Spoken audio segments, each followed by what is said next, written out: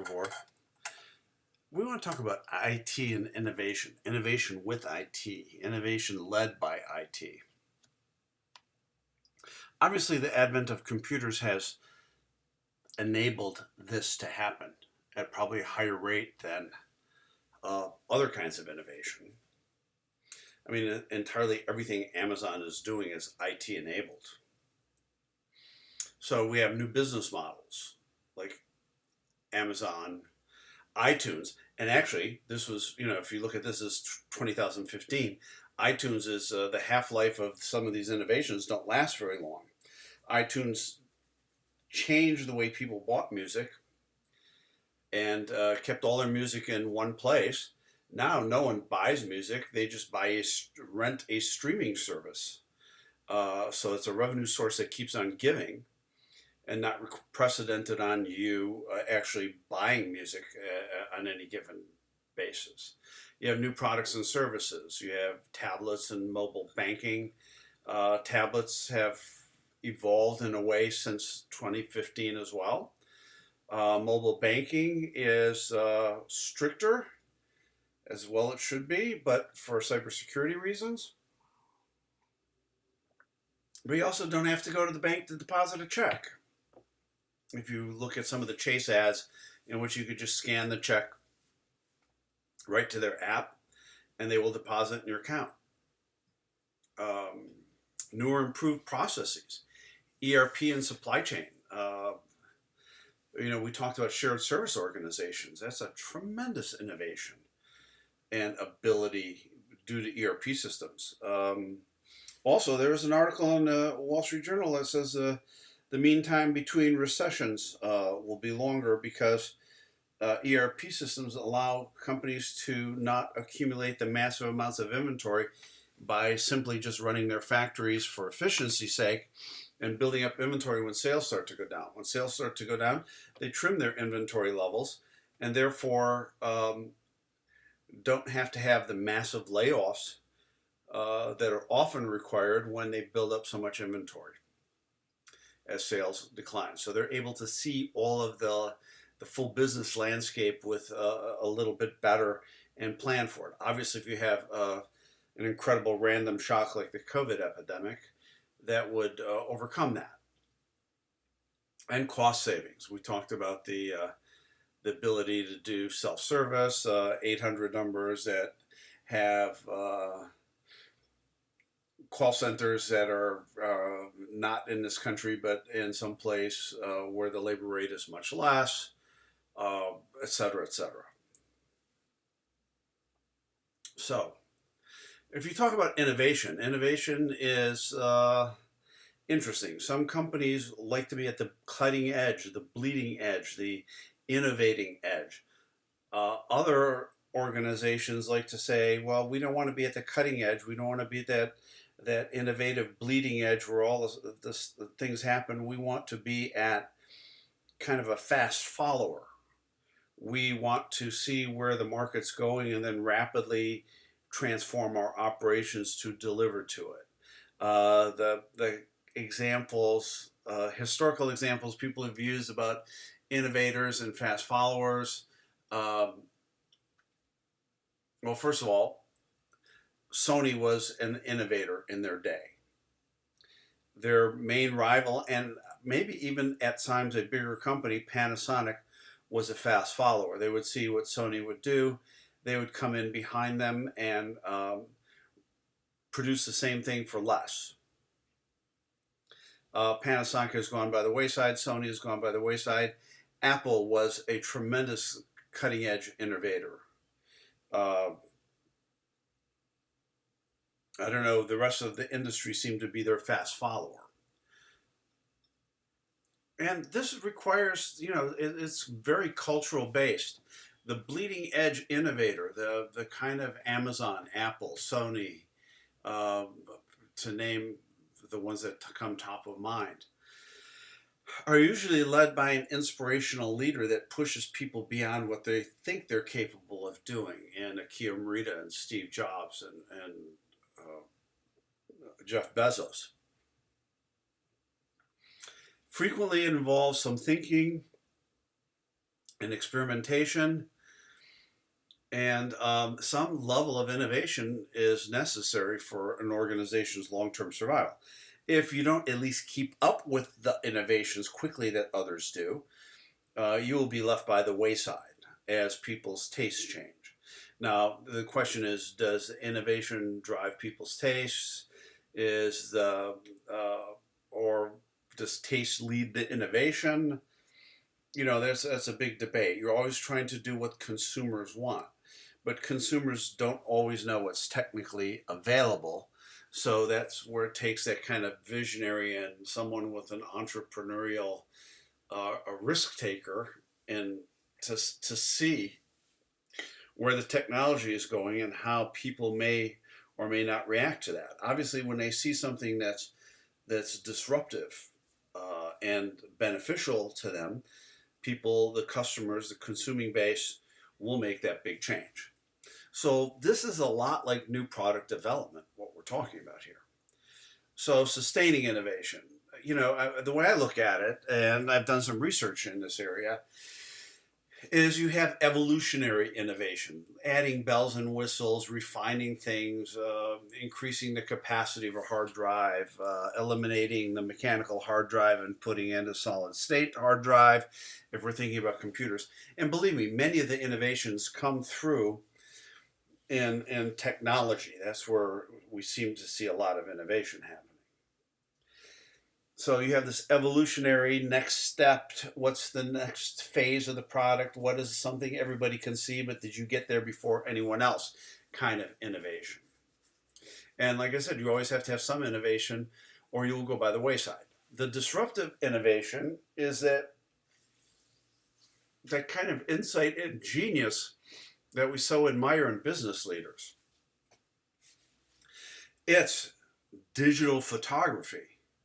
I mean, that disrupted everything. It killed the film business. Kodak, a large company, a very successful large company, went out of business as everybody stopped buying film and just started having images on their phones and digital cameras. The same thing happened with the digitization of music, and to a large extent now, movies. People are not buying cassette tapes. Well, they're buying CDs. Well, they don't buy CDs because you could just download it. Now you don't even download it and buy it because you rent a streaming service. So these are disruptive technologies. Was Uber a disruptive technology? It might have had a shorter life, shorter advantage than others, but it was definitely disruptive. The taxi industry was based on, especially in New York City, was based on these really high priced, you have to buy a medallion to be a taxi driver. And those things were not cheap. I'm guessing they were like $100,000 or more. And we're talking about the poorest people buying them, going into debt, and then driving themselves to fatigue to try to pay it off and make a little bit of money at it. Now, Uber and Lyft, anybody that has a car. But it could be disruptive but easily copyable. Disruptive but not easily copyable. So was Viagra, when it came out, a disruptive technology? It was an innovation, certainly. It was a new product. It didn't put other things out of business necessarily. And it was a great new product for Pfizer, but I don't know if it was disruptive in the sense that it changed the industry and who the players were. Amazon, disruptive. Digital photography and digitization of things that people used to buy analog is disruptive. So forms of innovation. So we talked about this. I mean, my terminology, and obviously this of these guys, Brown and Eisenstadt, are a little different. Continuous change, frequent, relentless, and endemic to the firm. Cars are that way. They make tweaks all the time. And then they make a big, they may make a big new design, but basically it's still a car. and you add some bells and whistles and some electronics. You put a hard drive in the music so that the music system, the stereo system, so that people can download all their music. That had a half life of about 3 or 4 years until people now just can access their streaming service directly from their phone to their cars. Putting in GPS, that was continuous change as technology enabled people to do things. It wasn't disruptive because it didn't put other people out of business, unless you were MapQuest and unless you were Rand McNally that actually made maps. So I guess that was disruptive. Um, Punctuated equilibrium assumes long periods of incremental change interrupted by brief periods of radical change. Yes, I think this is a good way to look at it. You know, the pharmaceutical industry was transformed. They had incremental changes. Here's a better diabetes drug. Here's a better cholesterol drug. Here's a better this, that, the other thing.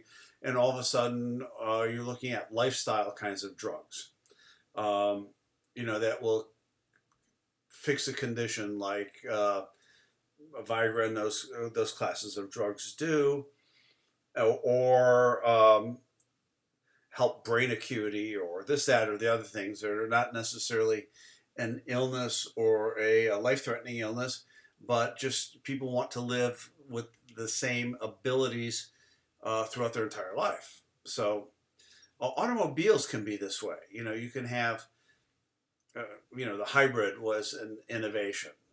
Has it caught on to a certain degree? Electric cars are kind of an innovation. And we've been waiting for that big transformation to occur from internal combustion to electric or hybrid, and we haven't seen it in great degrees.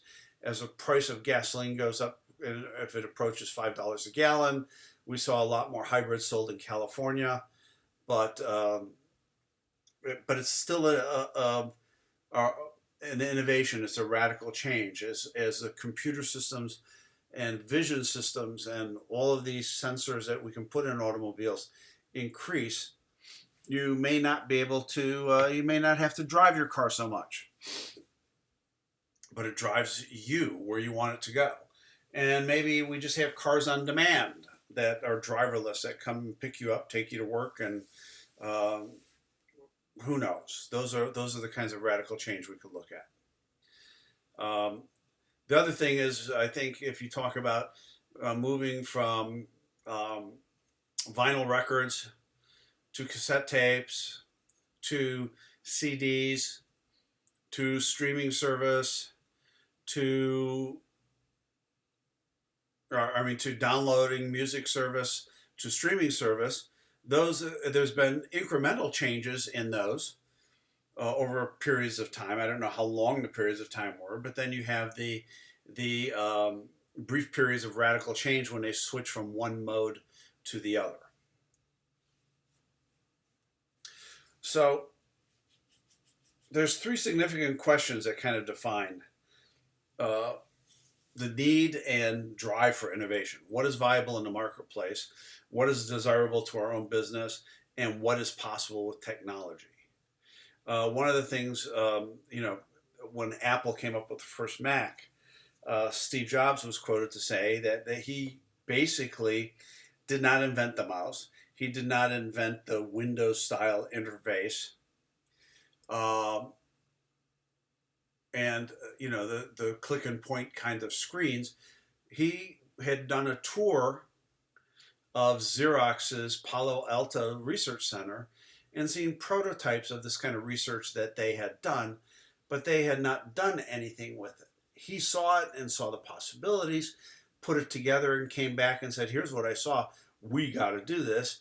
And next thing you know, they've leapfrogged everybody in the computer business and came up with easier to use, user-friendly kinds of computers with interfaces that people could easily adapt to. So this is just a graphic of the last three questions. What is desirable to the business? What is possible with technology? What is viable in the marketplace? In the intersections of two or all three of those things is in the realm of innovation. Now, you could come up with wacky ideas just because technology could lead you, but it might not be something people want. So, this entrepreneurial risk is the ability to see what's possible with technology and also determine what is viable in the marketplace. That's something a lot of people think they can do, but in reality, I think only a few people can actually do. An example in my career, uh, there was the ability, toothpaste tubes have not changed a lot. They used to be aluminum, now they're some sort of a polymer kind of composite tube with several layers. But basically, it's got a nozzle, it's got a tube, you squeeze the tube, stuff comes out. There was a time when people were looking at maybe some pump tubes and things of that nature, and they lasted for a little while and didn't go away. There was one, though, when we can make a dual chamber pump. Wow, that's interesting. So now you're a technology looking for a product, and in the toothpaste industry, they looked at hydrogen peroxide, in which each chamber kept two inert kinds of toothpaste gels. They would make one a gel colored and one a paste colored to give it a contrast when you pumped it out. But when you pumped it out, the mixture of those two in your mouth release, hydrogen peroxide as kind of a cleaning agent, an added cleaning agent, and whitening agent. So these tubes were like, pumps that were dual chamber and kind of expensive. And it was like, hey, this is a wonderful technology. We have a product, we've always talked about peroxide and toothpaste. Let's give it a whirl. It was really exciting. They advertised the living daylights out of it for a year or so in the 1990s, and then the product just died. It never caught on with the public. So even if you have a product that the public will like, Colgate, I'll stick with toothpaste, came up with something called gum protection.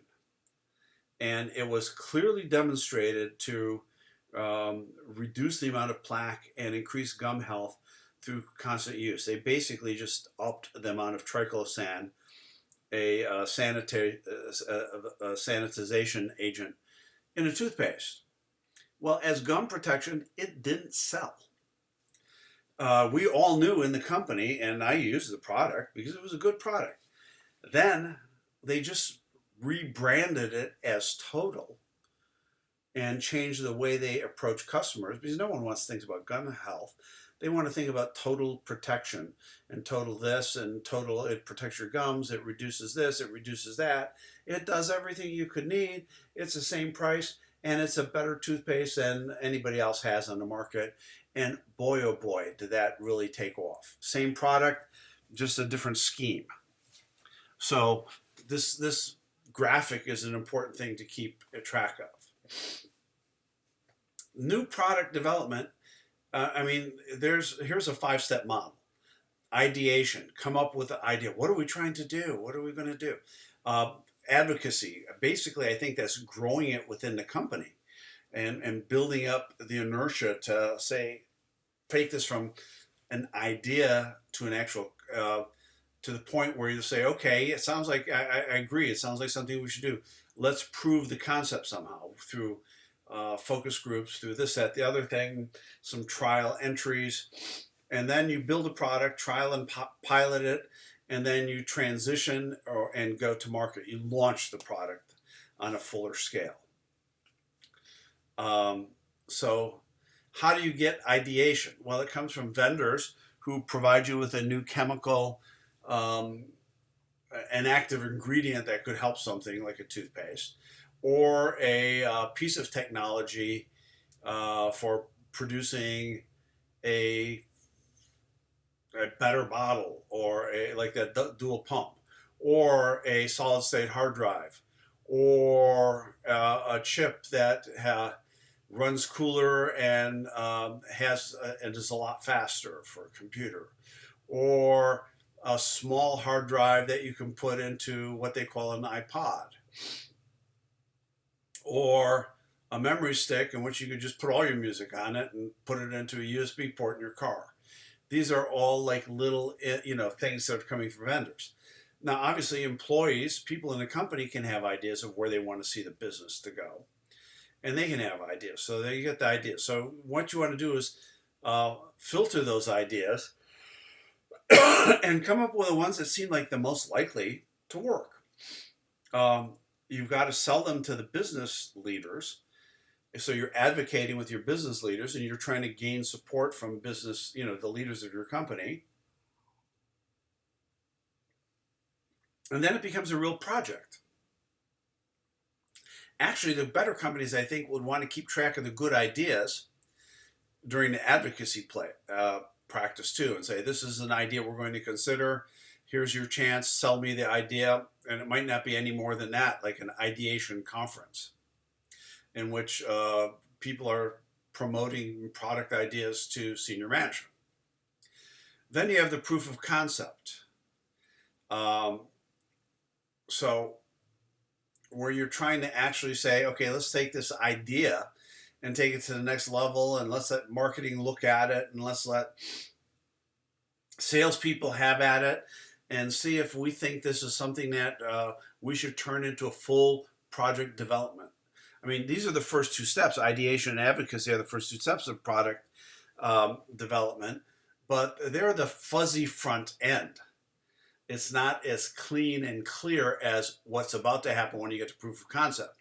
And in each one of these, there should be a gate between each one of these, between ideation and advocacy, between advocacy and proof of concept, and it has to meet certain hurdles to pass that gate. The proof of concept is basically, okay, let's verify that there's a market for this. And that's the hurdles you want. If you do that while you're proving the concept and you're actually doing the product design to a certain degree, you're finishing up the details of product design. If it passes those hurdles, you do a pilot. Obviously, if you learn something from the pilot that you had not seen, and that's often the case because you can't foresee everything, you'd go back to proof of concept and you could iterate this a couple times. And even within proof of concept, you learn more. So your idea evolves in the proof of concept phase. But if it goes to pilot and if the first users like it and your expectations are met, that would be the gate to leave the pilot. And then you take it to commercialization, in which you actually launch the darn thing, in which they call transition here, and commercialize the product. So, value of innovation. Communication of value is essential. The value people got from gum protection for the toothpaste wasn't the same as the value consumers and users perceive from the name Total. Gum protection. It sounds like something's wrong with my gums. My gums are diseased. I need something that tells me, hey, you're already okay. This makes you even better. It makes you even stronger. It's total protection. And you want to ensure that the innovation is sustainable. Well, a patent is one way of making it sustainable, certainly.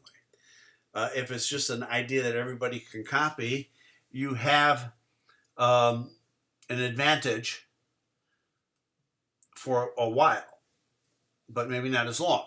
Amazon, and we've talked about it before, how they redesigned what the warehouse was supposed to do. Instead of moving things in full pallets to another warehouse, which we affectionately call stores, they changed their warehouse to bring in full pallets and full truckloads of items, but then shipped everything out in individual packages to individual consumers. That's a very different warehouse design. Anybody could copy it, but not every. If you don't, and there were patents involved, but people could still copy it and maybe not use some of the patented equipment that Amazon had, but they were limited because there was a tremendous investment. Companies that had invested the old-fashioned warehouses now had to refurb all their warehouses and train everybody to operate in the new system, and that was not something that can quickly or easily be done. So from this perspective, value has two components. Is it desirable? Does it build our innovative capabilities? If you can add value to customers, it's always a good thing because you can advertise it and you can gain. It's just if it's innovative and patented, and if it's innovated and not easily copyable, then you've got something here in the sustainability phase. So the other essentials: motivate. You want to if you want to create a culture of innovation if you can, and incent people for coming up with ideas, and have a good system in place to make sure that it's not just every idea. We're going to try every idea that ever comes up, but you have that ideation, advocacy, proof of concept kind of front end to it to kind of guide your innovation and help make sure that you manage it properly. And then manage the innovation strategically. Where are we headed with this product? We're phasing this product out. We're kind of bringing these kinds of products in, and having a visionary leadership will help you to do that. Not every company can do this, of course. Experimentation is risky. It's costly. Incentives and rewards must be provided to support the experimentation. It's how much money do you actually put into R&D, and people are willing to put and commit to R&D if they're getting good ideas and good products out of it. If we're spending a lot of money in R&D and nothing's coming out and our market share is not changing, well, the first thing they do to try to improve profitability is cut the R&D budget. It just makes sense. And have some knowledge that ideas can come from any source. It could come from suppliers. It could come from universities that are doing basic research on chemicals and methodologies and techniques and algorithms and who knows what. It could come from your own people that see something that you don't see. It can come from a visionary leader. So support. We've talked about that, I think, already. The infrastructure needed to support innovation and experimentation. It's taking that fuzzy front end and making it less fuzzy. What was the fuzzy front end? Ideation, advocacy, proof of concept. And proof of concept is a transition from fuzzy to an actual bona fide product that you're going to then pilot. So those phases, having some hurdles that need to be met before an idea becomes something that reaches the advocacy level. And then what is the hurdles that you want the idea that you're advocating to meet to satisfy senior management to say, okay, cool, send it to the next level, which is the proof of concept. Some organizations create formal centers or laboratories. You might have intranets used to be soliciting new ideas. Financial support is frequently provided through the internal venture support category. I think also you take that fuzzy front end. In each one of these bullets here, you've somehow made it more formal. So you want to create also the infrastructure to sustain innovation. I guess we're continuing from the previous slide. So insulate, you want to create innovation centers where all lines of business can come together and address common problems and seek some advantage of synergy. And you have these kind of incubation centers where are placed within lines of business and seek to focus on specific problems or opportunities. These are all things you can do, but you have to know kind of in the incubation stage, when do you start something, when do you put money towards something, and how much money do you put to it, and when do you stop? When do you pull the plug on things or shift the money to something else? These are, it's a deft management to be able to do this, and you're going to give it a certain amount of time. That's why I think, again, formalizing that fuzzy front end with hard measures and maybe some timelines And there's going to be exceptions. This is a great idea. We're not quite there yet. Do we want to spend another year investigating this? Okay, let's try it. Maybe at the end of that year, you decide, no, we're not throwing any more good money after bad. We're pulling the plug on it. Or yes, we're really close. Let's go another half year, and we should have a viable product that could be a winner. So, strategic IT experimentation must be directed. Now, here's the first time we're actually talking about IT specifically. Experimentation must be directed to ensure it is relevant. Well, the nice thing about IT is you could try it. You don't have to try it universally. You can let it out and let some people play with it. They call it like a beta trial of something. If it's an app on a phone or a tablet or some sort of algorithm that you're going to use to make your planning better or whatever the case may be, you can try it on a small scale within your own operation or within a very tightly controlled customer base and see how it works. And then you can see how that innovation is linked to customer value and link experimentation to the core business processes. Because if we talk about core business processes, that's actually what ERP systems are geared towards. And the more you can do with less human intervention and human involvement, those kinds of things are going to sell because you need less people. You've increased the amount of technology you're using. You're investing in technology and, in a sense, pulling back on your investment in human beings.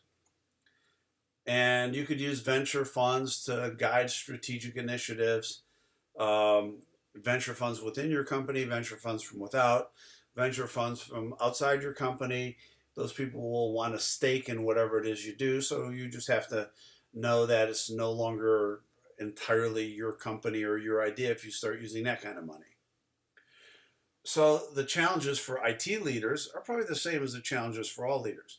You want to have a correct balance in all of this, working on innovation of all kinds. Everybody's always looking for the disruptive innovation. If you can come up with that, you're golden.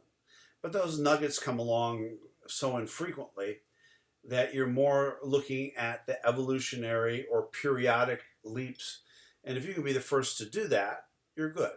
You want to have a sustainable process of, and this again, I think is linked towards making that fuzzy front end of ideation, advocacy, and the front end of proof of concept, more formal with specific hurdles, and they call it a gated process. What do you need to open the gate to go to the next step? So I use hurdles. Most people use gates. And you want to provide adequate, you could have a great process, but if you don't fund it, nothing will really happen. So you want to have resources of people and some money in there to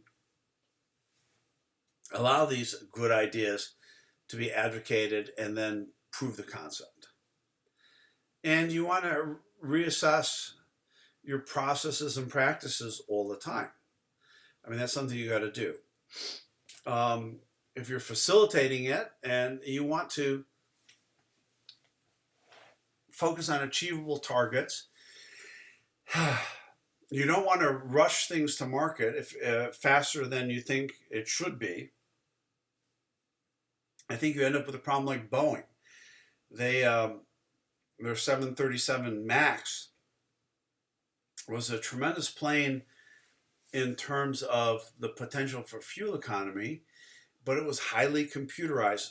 Lots of algorithms running how it operated to get that fuel economy, as opposed to being just run by pilots. And there was definitely a cool technology. So there's a combination of don't rush to market if it's a way cool technology that you want to get out there and get some money on it, because you saw what happened to Boeing, that it had some flaws in the dicey part of what to do when there's wind shears, and the system running it obviously overcompensated and caused a couple crashes that have grounded that entire fleet. I don't know when they're even coming back. Probably they don't have to come back until the airlines come back at this point. So you want to learn by design and link that innovation to the business strategy. It has to be innovation could pop up at any time, anywhere. But if you have a policy and link it to the business strategy, you're going to be more, you have a formal system then to solicit ideas and encourage ideas to be raised. As opposed, if you don't have that, people are going to come up with ideas and you go, oh no, we had that concept. Someone tried that 20 years ago and it didn't work. Without spending any time understanding, is that a different concept now than it was 20 years ago? I mean, it's the same general idea, but are we more able to do what we couldn't do 20 years ago, and does it make more sense? So it's got to be linked to business strategy. You want to give some time, and these kinds of things are not free. They need time and money, so you want to incubate your ideas and innovations. You want to collaborate with your vendors because a lot of ideas are going to come from them, and maybe you partner with some research institutions, universities, on the same way. And if you're talking about IT, you want to integrate, as we've said in almost every chapter, you want to integrate business and IT. You want to send clear messages throughout the organization of what you're working on and not. And guess what? If you're incubating innovation, you want to keep it secret. So I don't know how many clear messages you're going to send outside the people that are actually working on it. And you want to manage that fuzzy front end process well and promote learning agility. You want to know, you want to move quickly to garner some resources for an idea that looks like it has lots of potential. And then if it runs into a dead end, be equally quick in saying, hey, listen, we tried. It was a great idea. We're going to pull a plug on this and move on to something else. So organizations are starting to grasp, or they have not already starting, they've grasped the concept of continuous change that technology is driving and the innovative ideas that come with it. Now, not every company can do it. Like I said, some are on the leading edge. Some want to be fast followers. Some are reluctant followers. So, and innovation is the future of business. It's what is to come. So you have to, the companies that address it thoughtfully and intentionally probably have an advantage in the best way to ensure that their organization is ready for the future. Thank you very much, and we'll talk again soon.